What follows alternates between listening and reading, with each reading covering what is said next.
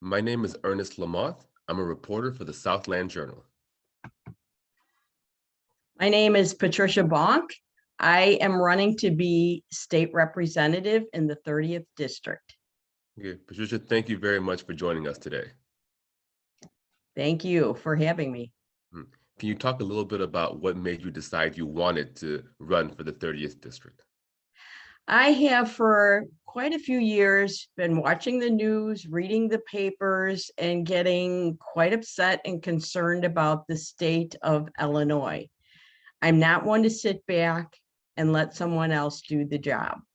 I'm not one to sit back and just be apathetic and say, oh, well, this is just how it is. I'm about change, and I want to be part of that change in Illinois. And that is why I'm running.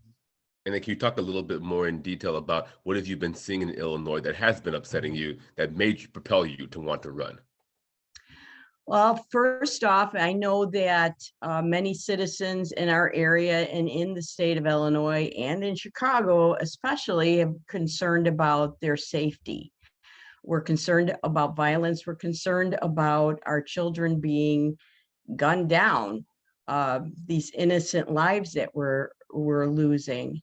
So I think we need to make some changes with law enforcement. We need to have proper funding, proper training for our police officers, and enough staffing to protect our communities.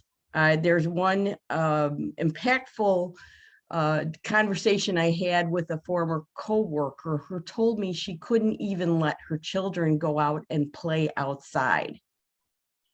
I find that very concerning. Another issue is the pension reform. We need to fix the pension system. The way it stands is unsustainable. We need to protect our present retirees, and we need to make changes so that people that are coming into the system in the public sector will be allowed to self-direct their pensions, make decisions about how they want that funding to be there when they retire. And can you tell us a little bit about your overall background? My background, I'm married. I am a mother of 3, and I'm a grandmother of one absolutely awesome little boy and a grandmother of a grandpuppy. I've been a nurse for 43 years. I actually am not completely retired because of the pandemic. I cannot leave my occupation. I still care about people and making sure that they get the health care that they need. I have been a volunteer firefighter. Back in '78, I was only the second woman to join the fire department in Lamont. I am a breast cancer survivor. I actually finished my second bachelor's degree while I was going through chemo and radiation.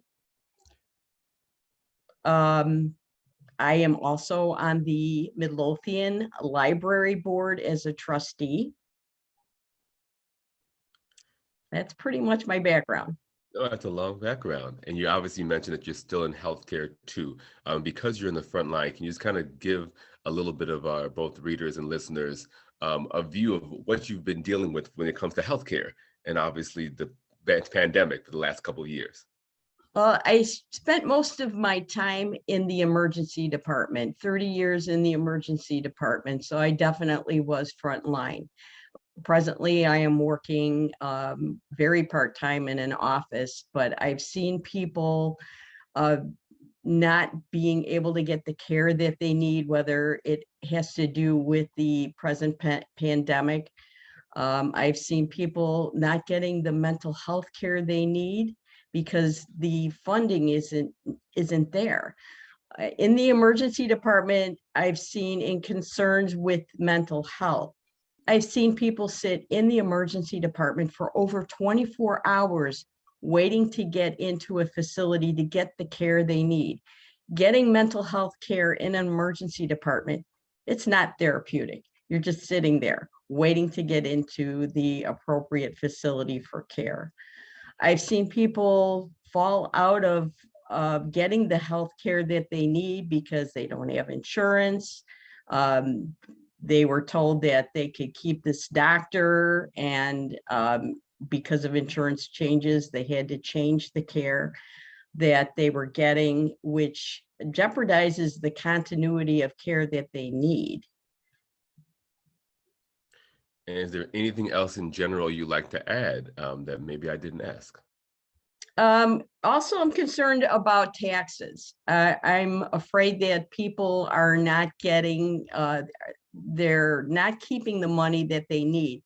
The solutions that they have had in the Illinois government to fix the budget has just been to raise taxes on people, when what they should actually be doing is looking at the budget in our own households. If we have a reduction in the amount of money that we get, what do?